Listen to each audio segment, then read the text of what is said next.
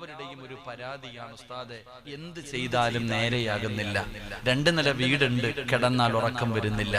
ആവശ്യത്തിന് സമ്പത്തുണ്ട്, തിന്നാ വയറ് നിറയുന്നില്ല.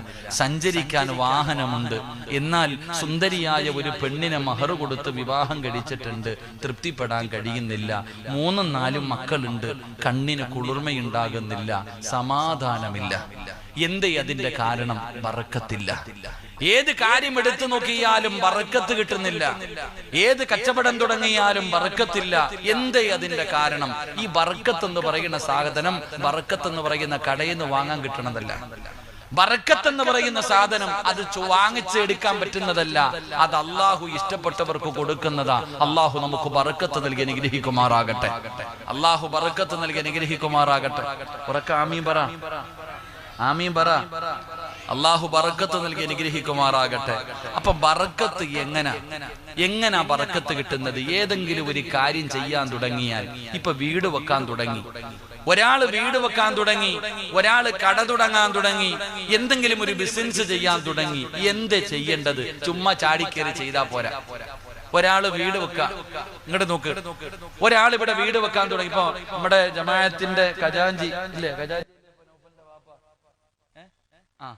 നൗഫലിനെ കാണുന്ന കാലം തൊട്ടേ ഞാൻ പറയടാ പൊന്നാര ചങ്ങാതി ഒരു വീട് കെട്ടടാണ് എന്ന് കാണുമ്പോ അള്ളാഹു അവന് നല്ലൊരു ഭവനം കൊടുത്ത് അനുഗ്രഹിക്കുമാറാകട്ടെ. നൗഫലിന്റെ വീട് പണി പെട്ടെന്ന് തുടങ്ങിയ കണക്കട്ടാ. അൽഹംദുലില്ലാഹ്. അള്ളാഹു അവന്റെ ഉമ്മയ്ക്ക് ആഫിയത്തും ദീർഘായുസും കൊടുത്ത് അനുഗ്രഹിക്കുമാറാകട്ടെ. ഇപ്പൊ ഒരാൾക്ക് വീട് പണിയണമെന്ന് ആഗ്രഹമുണ്ട്, ഒരാൾക്ക് വീട് പണിയണമെന്ന് ആഗ്രഹമുണ്ടെങ്കിൽ ആദ്യം ചെയ്യേണ്ടത് എന്താ? നിങ്ങൾക്ക് ആർക്കെങ്കിലും ഒരു ബിസിനസ് തുടങ്ങണമെന്ന് ആഗ്രഹമുണ്ട്, ആദ്യം ചെയ്യേണ്ടത് എന്താ? പറ ചങ്ങാതി, ആദ്യം ചെയ്യേണ്ടത് എന്താ? വെടി കൊണ്ടതുപോലെ ഇരിക്കാതെ പറ, എന്ത് ചെയ്യണം? പറ മനുഷ്യ. ആദ്യം ഒന്നും വേണ്ട, ഈ പള്ളിയുടെ മുന്നിൽ കിടക്കുന്ന വസ്തു വാങ്ങാൻ കമ്മിറ്റി തീരുമാനിച്ചു. അവരാദ്യം ചെയ്യേണ്ടത് എന്താ? അള്ളാഹു ഈമാൻ തരുമാറാകട്ടെ. എന്ത് ചെയ്യണം? എന്ത് ചെയ്യണം? വെടി കൊണ്ടതുപോലെ ഇരിക്കാതെ പറ. അതിന്റെ ഉടമയോട് പോയി ചോദിക്കണില്ലേ? പറ, എന്താ ചെയ്യണ്ടേ? ഇതെന്താ നിങ്ങൾ ഇങ്ങനെ ഇരിക്കണേ? എന്ത് ചെയ്യണ്ടേ? ഒരാള് ഈ കാണുന്ന വസ്തു വാങ്ങാൻ ജമാഅത്തിന്റെ കമ്മിറ്റി തീരുമാനിച്ചു. ഉടനെ കമ്മിറ്റി പൊതുയോഗമാണോ വിളിക്കണ്ടേ? അതോ വീട്ടുടമയാണോടാണോ ചോദിക്കണ്ടേ? പൈസ ഉണ്ടോന്നാണോ നോക്കണ്ടേ? എന്ത് ചെയ്യണ്ടേ? ഏതൊരു കാര്യവും ചെയ്യാൻ തുടങ്ങുമ്പോ ആദ്യം ചെയ്യേണ്ടത് എന്താ? എന്തുകൊണ്ടാ മോനെ നീ വീട് വെച്ചിട്ട് സമാധാനമില്ലാത്തത്? നീ വീട് വെക്കാൻ തുടങ്ങിയപ്പോ ആദ്യം പോയി നോക്കിയത് എഞ്ചിനീയറെയാ, പിന്നെ ആ വസ്തു എടുത്തേ. ഒരു വീട് വെക്കാനുള്ള ആഗ്രഹം വന്നപ്പോ വസ്തു വാങ്ങിയില്ല, എഞ്ചിനീയറെ നോക്കിയില്ല, പണമുണ്ടോ നോക്കിയില്ല. ആദ്യം തന്നെ നിന്റെ മനസ്സിൽ 5 ബെഡ്റൂം വേണം, 4 ബാത്റൂം വേണം, 3 അടുക്കള വേണം, 2 നില വേണം. നീ പ്ലാൻ വരച്ചു ഹൃദയത്തിൽ. ഒരു കട തുടങ്ങണമെന്ന് തീരുമാനിച്ചു. പടച്ചവനപ്പം തന്നെ എന്നെ ബിസിനസ് തുടങ്ങണം, നല്ല പൈസ ഉണ്ടാക്കണം, അവിടെ നിന്നെടുക്കണം, ഇവിടെ നിന്നെടുക്കണം, നീ തീരുമാനിച്ചു. എങ്കിൽ ആദ്യം ചെയ്യേണ്ടത് എന്താ? ചെയ്തോ ഇല്ലയോ ഇത് ചിന്തിക്ക്. ഞാൻ പറയുന്ന ഈ കാര്യങ്ങൾ നിങ്ങൾ ആരെങ്കിലും ചെയ്തിട്ടുണ്ടെങ്കിൽ ഇന്ന് വരെ അവന് നഷ്ടമല്ല, ലാഭമേ ഉള്ളൂ. അള്ളാഹു ഈമാൻ തരുമാറാകട്ടെ. ചെയ്തിട്ടില്ലയോ ഖത്തം ഹോഗയാ, അതിന്റെ കാര്യം പോയി. ഈ പറഞ്ഞ കാര്യങ്ങൾ ഞാൻ പറഞ്ഞതല്ല, അള്ളാഹ് പറഞ്ഞതാ. അള്ളാന്റെ വിശുദ്ധമായ ഖുർആൻ മുത്തുനബി സല്ലല്ലാഹു അലൈഹി വസല്ലമ തങ്ങൾ പറഞ്ഞ കാര്യമാ. ആദ്യം എന്തേ ചെയ്യേണ്ടത്? എന്റെ പ്രിയമുള്ളവരെ, മഹാനായ നബി മുഹമ്മദ് മുസ്തഫ സല്ലല്ലാഹു അലൈഹി വസല്ലമ തങ്ങൾ പറയുകയാണ്, എന്റെ പ്രിയമുള്ളവരെ, ആദ്യമായിട്ട് ചെയ്യേണ്ട കാര്യം എന്തെന്നറിയുമോ? മഹാനായ പ്രവാചകൻ നബി മുഹമ്മദ് മുസ്തഫ സല്ലല്ലാഹു അലൈഹി വസല്ലമ തങ്ങളുടെ മുന്നിലേക്ക് അതാ ഒരു സ്വഹാബി കടന്നു വരികയാണ്.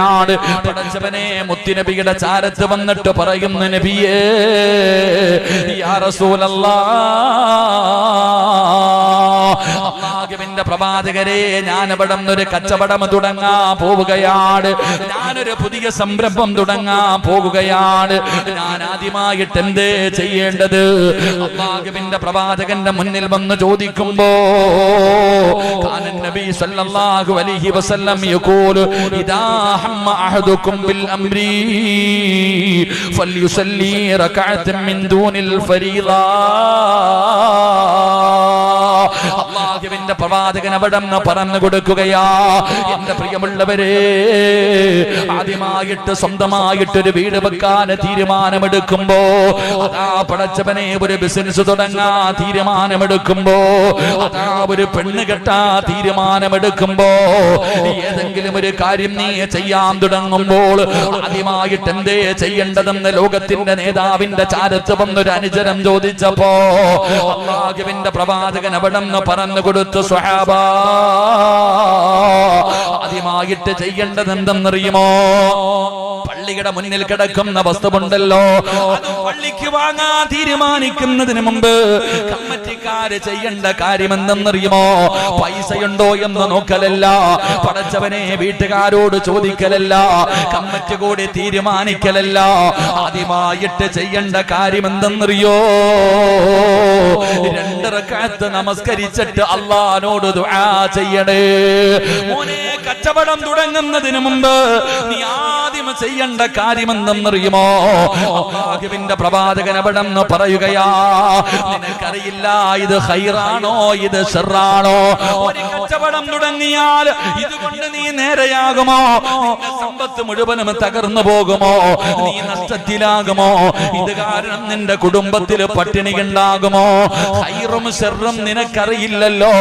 അതുകൊണ്ട് നീ ആദ്യമായിട്ട് ചെയ്യേണ്ട കാര്യം എന്താ? ഉദുവെടുത്തിട്ട് 2 റക്അത്ത് നമസ്കരിക്കട്. എന്നിട്ട് നമസ്കാരം കഴിഞ്ഞിട്ട് പടച്ചവനോട് പറയണം, അല്ലാഹുവേ, അല്ലാഹുവേ, ഞാനൊരു കാര്യത്തിന് വേണ്ടി ഇറങ്ങുന്നു അല്ലാ. ഇത് നല്ലതാണോ മോശമാണോ എനിക്കറിയില്ല, നിനക്കറിയാം പടച്ചവര്. അല്ലാഹുവേ, നല്ലതാണെങ്കിൽ ഇത് എളുപ്പത്തിൽ നടത്തി തരണേ അല്ലാ. ഇത് എളുപ്പത്തിലാക്കണേ തമ്പുരാറ്. ഇത് നല്ലതല്ലെങ്കിൽ എനിക്ക് നീ തടസ്സങ്ങൾ തരണേ അല്ലാ. എന്നെ രക്ഷപ്പെടുത്തണേ അല്ലാ എന്ന് നീ നമസ്കരിച്ച് ദുആ ചെയ്യണേ എന്ന് ആദരവായ പ്രവാചകൻ നബി മുഹമ്മദ് മുസ്തഫ, ആദരവായ പ്രവാചകൻ നബി മുഹമ്മദ് മുസ്തഫ സല്ലല്ലാഹു അലൈഹി വസല്ലം ഒരു കാര്യം ചെയ്യാൻ തുടങ്ങുമ്പോ ആദ്യം എന്ത് ചെയ്യണം?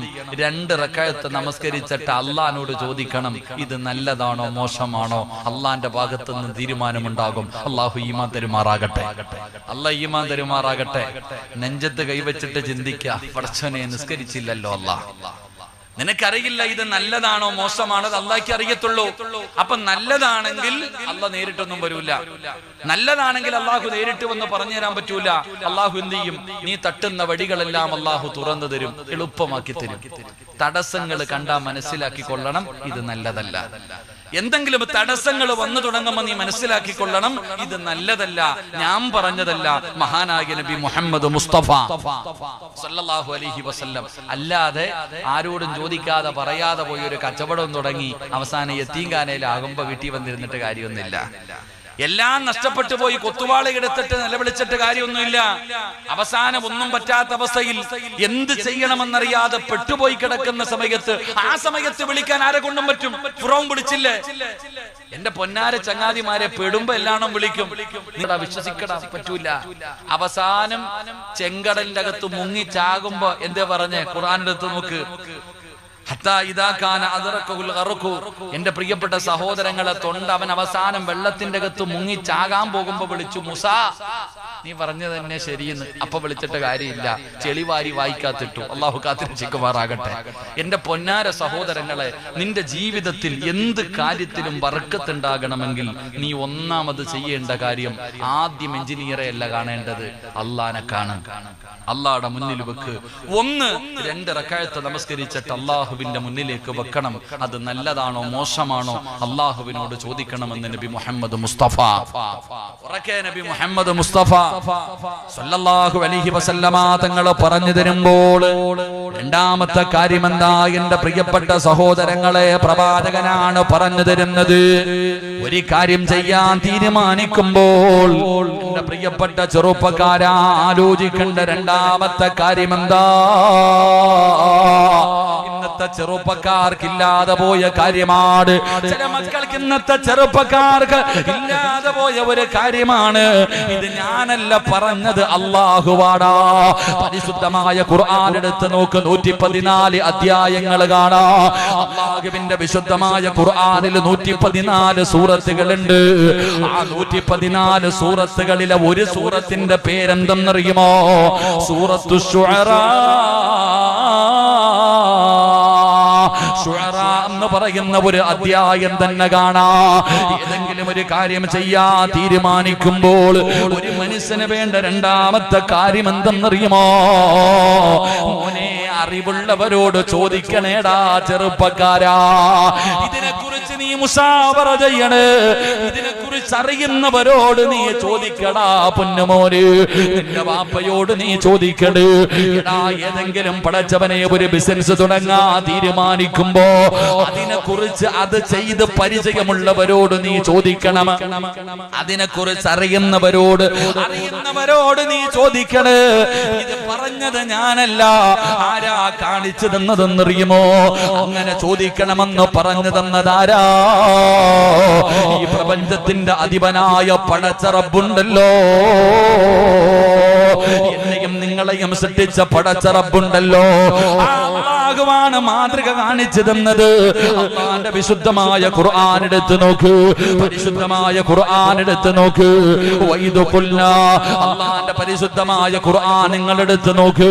അല്ലാഹു സുബ്ഹാനഹു വ തആല മനുഷ്യനെന്ന് പറയുന്ന ഒരു വിഭാഗത്തെ സൃഷ്ടിക്കാൻ തീരുമാനിച്ചപ്പോ, എന്നെയും നിങ്ങളെയും സൃഷ്ടിക്കുന്നതിന് വേണ്ടി അല്ലാഹു സുബ്ഹാനഹു വ തആല തീരുമാനിച്ചപ്പോ, വഇദ് ഖാല റബ്ബുക ലിൽ മലായികതി ഇന്നി ജായിലു ഫിൽ അർളി ഖലീഫ.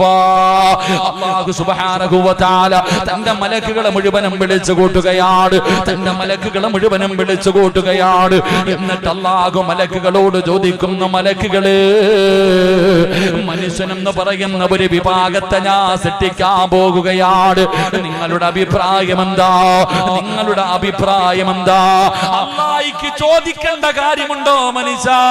അല്ലാഹുവിനെ മലക്കുകളെ വിളിച്ചിട്ട്, മലക്കുകളെ, ഞാൻ മനുഷ്യനെന്ന് പറയുന്ന ഒരു വിഭാഗത്തെ സൃഷ്ടിക്കാൻ പോകുകയാ. നിങ്ങളുടെ അഭിപ്രായം എന്താണെന്ന് അല്ലാഹുവിന് ചോദിക്കേണ്ട ഒരാവശ്യവുമില്ല. അല്ലാഹു സുബ്ഹാനഹു വ തആല മനുഷ്യനെന്ന് പറയുന്ന എന്നെയും നിങ്ങളെയും സൃഷ്ടിക്കാൻ തീരുമാനിച്ചപ്പോ അല്ലാഹു മലക്കുകളെ വിളിച്ചിട്ട് ചോദിച്ചു, മലക്കുകളെ, ഞാൻ മനുഷ്യനെ സൃഷ്ടിക്കാൻ പോകുന്നു, നിങ്ങളുടെ അഭിപ്രായം എന്താ? അല്ലാഹുവിന് ചോദിക്കേണ്ട വല്ല കാര്യമുണ്ടോ? എന്തേ മലക്കുകൾ പറഞ്ഞത്? വേണ്ട പടച്ചവനെ. അല്ലാഹുവിനോട് മലക്കുകൾ പറഞ്ഞു, വേണ്ട പടച്ചവനെ, മനുഷ്യൻ എന്ന് പറയുന്ന വിഭാഗത്തെ നീ സൃഷ്ടിക്കേണ്ട പടച്ചവനെ. അപ്പോഴും അല്ലാഹു പറഞ്ഞത്, നിങ്ങൾക്ക് അറിയാത്ത കാര്യങ്ങൾ പലതുണ്ട്. അല്ലാഹു മലക്കുകളോട് പറഞ്ഞത്, നിങ്ങൾക്കറിയാത്തത്, ഇന്നി അഅലമു മാ ലാ തഅലമൂൻ, നിങ്ങൾക്ക് അറിയാത്ത പലതും എനിക്കറിയാം. അനുകൂലമായിട്ടല്ല മലക്കുകൾ മറുപടി പറഞ്ഞത്. അല്ലാഹുവിന് മലക്കുകളോട് ചോദിക്കേണ്ട ഒരു കാര്യവുമില്ല. എന്നിട്ടും അറിവുള്ള അല്ലാഹ് ചോദിച്ചത് എന്തിനാ? എനിക്ക് നിങ്ങൾക്കും പഠിക്കാൻ. അല്ലാഹു ഈമാൻ തരുമാറാകട്ടെ. അല്ലാഹുവിന് മലക്കുകളോട് ചോദിക്കേണ്ട ഒരു കാര്യമില്ല. കാരണം മലക്കുകൾക്ക് അതിനെക്കുറിച്ച് അറിയില്ല എന്ന് അല്ലാഹുവിന് നല്ലതുപോലെ അറിയാം. എന്നിട്ടും അല്ലാഹു, ഞാൻ എങ്ങനെ അല്ലാഹ് അവന്റെ അടുത്ത് പോയിട്ട് അതിനെക്കുറിച്ച് ചോദിക്കുക? ഈഗോ അല്ലേ? ഞാൻ എങ്ങനാടാ പള്ളിയിൽ അത്തീബിന്റെ അടുക്ക പോയിട്ട് ഉസ്താദെ പെണ്ണ് കെട്ടാൻ പോവാ, അല്ലെങ്കിൽ അത് ചെയ്യാൻ ചോദിക്കണ എങ്ങനെ? എന്തിനാ ചോദിക്കുന്നത്? ഈഗോ. എന്നാൽ പടച്ചവനെ, നിന്നെക്കാളും പാവപ്പെട്ട ഒരുത്തന് ഇവിടെ ഉണ്ട്. പണ്ട് മുതലേ കച്ചവടം സൂപ്പർ മാർക്കറ്റ് നടത്തുന്നവനാ. കാക്ക പോയിട്ട് ഒരു സൂപ്പർ മാർക്കറ്റ് ഇട്ടാ വിജയിക്കുമോ? എങ്ങനെ ചോദിക്കും? നിന്നെക്കാളും താഴ്ന്നവനല്ലേ? മടി. എന്നാൽ അല്ലാഹ് അങ്ങനല്ല. അല്ലാഹ് ആ മാതൃക കാണിച്ചു തന്നത്, നീ എന്തെങ്കിലും ചെയ്യാൻ തീരുമാനിച്ചു കഴിഞ്ഞാൽ നീ മുഷാവറ ചെയ്യണം. അറിയുന്നവരോട് നീ അതിനെക്കുറിച്ച് ചർച്ച ചെയ്യണമെന്ന് അള്ളാഹുവിന്റെ വിശുദ്ധ ഖുർആൻ. അള്ളാഹു ഈമാൻ തരുമാറാകട്ടെ. അല്ലാഹ് ഈമാൻ തരുമാറാകട്ടെ. ഇപ്പൊ ചെയ്തോ? മുഷാവറ ചെയ്തിട്ടുണ്ടോ നിങ്ങൾ ആരെങ്കിലും? എന്തെങ്കിലും കാര്യം ആരാപ്പ ഏത് ചെറുപ്പക്കാരനാടാ പെണ്ണ് കെട്ടുന്ന സമയത്ത് പാപ്പാനോട് മുഷാവറ ചെയ്തത്? കാരണവന്മാരോട് മുഷാവറ ചെയ്തത്? എവിടെ മുഷാവറ ചെയ്യാൻ? റോഡിന്റെ സൈഡിൽ നിന്നവള് കൈ കാണിച്ചപ്പോ വിളിച്ച് വീട്ടിൽ കൊണ്ടുവന്ന്. എന്ത് മുഷാവറ? എന്ന് മുഷാവറ. പെണ്ണ് കെട്ടിയിട്ട് വാപ്പാടുത്ത് പോയിരിക്കുക. വാപ്പ ഇങ്ങനെ നോക്കുമ്പോ തന്റെ മകന്റെ ബെഡ്റൂമിന്റെ മുന്നിൽ കൂടെ നടന്നു പോകുമ്പോ അതിനകത്ത് ബദർ നടക്കുക, ബദർ യുദ്ധം, പെണ്ണും പിള്ളയും ഭർത്താവിനും കൂടെ. തന്റെ മോനെ വരച്ച വരെ നിർത്തുക. ഉമ്മ നോക്കുമ്പോ ഇന്നലെ കേറി വന്ന വിളിച്ച ഇങ്ങോട്ട് വായിച്ച അങ്ങോട്ട് വായിച്ച ഇട്ട് തട്ട. ഉമ്മ ഇങ്ങനെ നടക്ക. പടച്ചവനെ ഇങ്ങനെ എന്ത് പറയാനൊന്നും പറ്റൂലല്ലോ. അപ്പൊ മോൻ ഇങ്ങനെ ഉമ്മാനെ നോക്കും. എങ്ങനെ നോക്കാതിരിക്കും? റോഡിന്റെ ചാരത്ത് നിന്നപ്പോ ആര് പറഞ്ഞു വിളിച്ചോണ്ട് വരാ? എടാ, പണ്ടൊക്കെ ചെറുപ്പക്കാരൊക്കെ, പണ്ടുള്ള ആൾക്കാര് പെണ്ണ് കാണാൻ പോകുമ്പോ വീട്ടിൽ നിന്ന് ആരെങ്കിലും കൊണ്ടുപോകും, ബോധമുള്ള ആരെങ്കിലും. വീട്ടിൽ നിന്ന് പ്രായമുള്ള വാപ്പാനെ കൊണ്ടുപോയില്ലെങ്കിലും അനുജന്മാര്, വാപ്പാടെ സഹോദരങ്ങൾ അല്ലെങ്കിൽ ഉമ്മാടെ സഹോദരങ്ങൾ, ഇങ്ങനെയുള്ള ആരെയെങ്കിലും പെണ്ണ് കാണാൻ പോകുമ്പോ കൊണ്ടുപോകും. എന്തിന്? വിവരമുള്ളവരെ കൊണ്ടുപോകാൻ. ഇന്ന് അങ്ങനല്ല, 2 മലക്കുകളെ വിളിച്ചുകൊണ്ട് പോകും. അള്ളാഹു കാത്തിരക്ഷിക്കുമാറാകട്ടെ. ഇന്നത്തെ ചെറുപ്പക്കാര് പെണ്ണ് കാണാൻ പോണ കോലെങ്ങനെന്നറിയോ? 2 ചങ്ങാതിമാരെ വിളിക്കും. 2 ചങ്ങാതിമാരെ വിളിച്ചിട്ടാ പെണ്ണ് കാണാൻ പോകുന്നേ. ഒരുങ്ങി ഇറങ്ങുമ്പോ ഇതിലെ പുതിയാപ്പിള ആരാന്ന് നോക്കണം. കാരണം രണ്ട് മക്കളുള്ളവനും സെറ്റപ്പായിട്ടാ നിക്കണേ. അങ്ങനെ 2 പേരും കൂടെ ഏതെങ്കിലും ഒരു വീട്ടിൽ 3 പേരും കൂടെ പെണ്ണ് കാണാൻ പോയി. പെണ്ണ് കാണാൻ പോകുമ്പോ പെണ്ണിന്റെ വാ മക്കളെ വാ വിളിച്ചകത്തേക്ക് കയറ്റി ഇരുത്തി. അൽഹംദുലില്ലാ, അവസാനം പെണ്ണിങ്ങനെ ചായയും വെള്ളമായിട്ട് വരിക. ചായയും വെള്ളവുമായിട്ട് ഇങ്ങനെ വന്നിട്ട് ഇതാ മോളെ പുതിയ ആപ്പള കൊണ്ടുവന്ന് ചായ അങ്ങോട്ട് കൊടുക്കും. ചായ ഇങ്ങനെ കൊടുത്തു കഴിയുമ്പോ ഇങ്ങനെ നോക്കും പെണ്ണിനെ. പുതിയ പയ്യൻ ഇങ്ങനെ പെണ്ണിനെ നോക്കും. എന്നിട്ട് വലത്തേക്കും ഇടത്തേക്കും ഒന്ന് സലാം പറയണ പോലെ നോക്കും. ഇവൻ പെണ്ണിനെ നോക്കിയിട്ട് ഇവൻ വലതുഭാഗത്തേക്കും ഇടതുഭാഗത്തേക്കും നോക്കും. അളിയ കൊള്ളാവോ അളിയാ? ആരോട്? കൂടെ 2 മലക്കളെ കൊണ്ടുപോയില്ലേ? ഇവന്മാരോട് ചോദിക്കും കൊള്ളാവോടാന്ന്. ഒരു MRI സ്കാനിങ് ആവൻ ഇങ്ങനെ ഒരു നോട്ടുണ്ട്. അടുത്തിരിക്കണ കൂട്ടുകാരെ ഇങ്ങനെ തല മുതൽ കാല് വരെ നോക്കും. എന്നിട്ട് പറയും, ചിലപ്പം പറയും സെറ്റപ്പാ എടുത്തോളാൻ. അപ്പോഴേ സമ്മതിക്കും. ഇതാ ഇന്നത്തെ കല്യാണം. അള്ളാഹു ഈമാൻ തരുമാറാകട്ടെ. പിന്നെ കണ്ണീര് കുടിച്ചിട്ടല്ലേ കാര്യമുള്ളൂ. എന്നാ പണ്ടങ്ങനല്ല. വാപ്പായിക്ക് ഇഷ്ടപ്പെട്ട് കഴിഞ്ഞാൽ എന്നാ മക്കള് പറയുമായിരുന്നു, ഉമ്മ നിങ്ങൾ പോയി നോക്ക്. കാരണം എന്നെക്കാലം നല്ലതുപോലെ തെരഞ്ഞെടുക്കാൻ നിങ്ങൾക്കറിയാം. വാപ്പയും ഉമ്മയും കൂടപ്പുറപ്പുകളും പോയി കണ്ടിഷ്ടപ്പെട്ട് കഴിഞ്ഞാൽ അൽഹംദുലില്ലാ, അങ്ങനെ ഒരു കാലം ഉണ്ടായിരുന്നു സഹോദര. ഇന്ന് അങ്ങനല്ല. ഇന്ന് വാപ്പായ്ക്ക് മോളെ കെട്ടിച്ചു കൊടുക്കാൻ പോലും ഇല്ല. പണ്ടൊക്കെ ഇന്നത്തെ പെണ്ണുങ്ങൾ ആലോചിച്ചിരിക്കണ പ്രായമുള്ളവരൊക്കെ, നിങ്ങളൊക്കെ വീട്ടിലേക്ക് പെണ്ണ് കാണാൻ പോയ രംഗമൊന്ന് ചിന്തിച്ചു നോക്കിയേ. സ്കൂളിൽ നിന്ന് ഇങ്ങനെ ചിരിച്ചും കളിച്ചും വീട്ടിലേക്ക് കയറി വന്നപ്പോ വാപ്പ പറഞ്ഞു, ആമിന മോളെ ആമിന, ഇതാണ് പുതിയ ആപ്പിളാട്ടാ, കല്യാണമൊക്കെ ഉറപ്പിച്ചു. ഇങ്ങനെ പറഞ്ഞ് ഒരു കരച്ചിൽ. അവള് 2 ദിവസം കഴിഞ്ഞ് കെട്ടിച്ചു വിട്ടു, ജീവിച്ചു. അടിയുമില്ല, വഴക്കുമില്ല, ബഹളവും ഇല്ല. ഇന്ന് പെൺമക്കൾ ഇങ്ങനെ ഇരിക്കും. വാപ്പ വരുമ്പോ പറയും, അതെ ഞാൻ ഒരുത്തനെ നോക്കി വെച്ചിട്ടുണ്ട്, എനിക്ക് കെട്ടിച്ചു തരണം. അതെങ്ങനാ മോളെ? അവൻ നമ്മുടെ ജാതി അല്ലല്ലോ, അല്ലെങ്കിൽ അവൻ അങ്ങനെ ശാള് ശരിയല്ലല്ലോ. എനിക്കൊന്നും കേൾക്കണ്ട, കെട്ടിച്ചു തന്നില്ലെങ്കിൽ ഞാൻ ഇറങ്ങിപ്പോകും. ഇതാ അവസ്ഥ. എന്റെ പ്രിയപ്പെട്ട സഹോദരങ്ങളെ, ഞാൻ പറഞ്ഞു വന്നത്, ഏതൊരു കാര്യവും മുഷാവറ ചെയ്യും. അഭിപ്രായങ്ങൾ ചോദിക്ക്. ഏതൊരു കാര്യങ്ങളും നിങ്ങൾ അഭിപ്രായം ചർച്ചകൾ ചെയ്യ, അറിയുന്നവരോട് ചോദിക്ക്. ചെറുപ്പക്കാരെ എടുത്ത് ചാടല്ലേടാ. ഏത് കാര്യം ചെയ്താൽ അതിനകത്ത് ബർക്കത്തില്ലല്ലോ. അതുകൊണ്ട് അല്ലാഹുവിന്റെ പ്രവാചകൻ സല്ലല്ലാഹു അലൈഹി വസല്ലമ തങ്ങൾ പറയുകയാ, എന്റെ പ്രിയപ്പെട്ടവരെ, ഇത് നിങ്ങൾ വഅലായിട്ട് കാണണ്ട, ഒരു ക്ലാസ് ആയിട്ട് കണ്ടാ മതി. അല്ലാഹുവേ, ഇന്നലെ മഹാനായ കുമ്മന ഉസ്താദ് നല്ല വഅദ് പറഞ്ഞു തന്നല്ലോ. ഇന്ന് ഞാൻ വഅദല്ല പറയുന്നത്, ജീവിതത്തിൽ പ്രയോജനമുള്ള ഒരു നസീഹത്താണ്. അതുകൊണ്ട് അല്ലാഹുവിന്റെ പരിശുദ്ധമായ ഖുർആൻ അവിടെന്ന് പറയുകയാ, ഏതെങ്കിലും ഒരു നല്ല കാര്യം ചെയ്യാൻ തുടങ്ങുമ്പോൾ നിനക്കത് നന്നാകണമെന്ന് ആഗ്രഹമുണ്ടോ? അതിലൂടെ നിനക്ക് വിജയം വേണമെന്ന് ആഗ്രഹമുണ്ടോ? നിനക്ക് ബർക്കത്ത് വേണമെന്ന് ആഗ്രഹമുണ്ടോ? അല്ലാഹുവിന്റെ ഖുർആനാ പറയുന്നത്, നിങ്ങൾ പരസ്പരം മുശാവറ ചെയ്യണേ, അറിവുള്ളവരോട് ചോദിക്കണേ, കാരണവന്മാരോട് ചർച്ച ചെയ്യണേ. അല്ലാഹുവിന്റെ വിശുദ്ധമായ ഖുർആൻ എവിടെന്ന് പറയുമ്പോ എന്റെ പ്രിയമുള്ളവരെ വിശദീകരിക്കുന്നില്ല. മൂന്നാമത്തെ കാര്യം എന്തെന്നറിയുമോ? ബർക്കത്ത് വേണമെങ്കിൽ, അല്ലാഹുവിന്റെ സഹായം നിനക്ക് വേണമെങ്കിൽ, അല്ലാഹുവിന്റെ പ്രവാചകൻ നബി മുഹമ്മദ് മുസ്തഫ സല്ലല്ലാഹു അലൈഹി വസല്ലമ തങ്ങൾ പറയുകയാ, നോക്കണ്ട മൂന്നാമത്തെ കാര്യം എന്തെന്നറിയുമോ? നീ ചെയ്യുന്ന കാര്യത്തില് അല്ലാഹുവിന്റെ തൃപ്തിയുണ്ടോ എന്ന് നോക്കണേ ചെറുപ്പക്കാരാ. എന്റെ പ്രിയപ്പെട്ട വാപ്പാ, നീ എന്തെങ്കിലും ഒരു കാര്യം ചെയ്യുമ്പോ, ചെയ്യാൻ തീരുമാനിക്കുമ്പോ നീ ചിന്തിക്കണം, പടച്ചവര് ഈ കച്ചവടം ചെയ്യുന്നത് അല്ലാഹുവിന് ഇഷ്ടമാണോ? ഇത് ഇത് അല്ലാഹുവിന് ഇഷ്ടമാണോ? ഇത് ചെയ്താൽ അല്ലാഹുവിന്റെ സഹായം ഉണ്ടാകുമോ? ഇതിൽ അല്ലാഹുവിന്റെ തൃപ്തി ഉണ്ടാകുമോ? അല്ലാഹുവിന്റെ തൃപ്തി നീ വാങ്ങണേ എന്ന് ആദരവായ പ്രവാചകൻ നബി മുഹമ്മദ് മുസ്തഫ സല്ലല്ലാഹു അലൈഹി വസല്ലമ തങ്ങൾ പറയുകയാണ്, ബറക്കത്ത് വേണമെങ്കിൽ വേണ്ട മൂന്നാമത്തെ കാര്യം എന്താ? എടാ അല്ലാഹുവിന്റെ തൃപ്തി വാങ്ങടാ. പൊന്നു പെങ്ങളെ, പടച്ച റബ്ബിന്റെ തൃപ്തി വാങ്ങ്. അല്ലാഹുവിന്റെ തൃപ്തി കിട്ടാനുള്ള എളുപ്പവഴി എന്താ? അല്ലാഹുവിന്റെ തൃപ്തി ലഭിക്കാനുള്ള എളുപ്പവഴി എന്താ? അല്ലാഹുവിന്റെ വിശുദ്ധമായ ഖുർആൻ എവിടെന്ന് പറയുകയാ? അല്ലാഹുവിന്റെ വിശുദ്ധമായ ഖുർആൻ പറയുന്നു, ഹുബ്ബുൽ ഫുഖറാ അല്ലാഹുവിന്റെ വിശുദ്ധമായ ഖുർആൻ എവിടെന്ന് വ്യക്തമായി പറഞ്ഞു തരികയാ. ഇരിക്കുന്നവരോട് ഞാൻ ചോദിക്കട്ടെ, അല്ലാഹുവിന്റെ തൃപ്തി കിട്ടാനുള്ള വഴി എന്താ? പഠിച്ചവനെ, എന്റെ പ്രിയപ്പെട്ട മക്കളോ പരീക്ഷ എഴുതാ സ്കൂളിലേക്ക് പോകുമല്ലോ.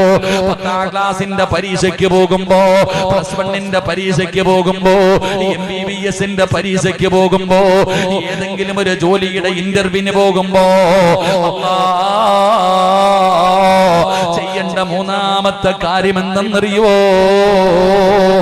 എന്റെ പ്രിയമുള്ളവരെ, അല്ലാഹുവിന്റെ തൃപ്തി നീ നേടണേ എന്ന് നബി മുഹമ്മദ് മുസ്തഫ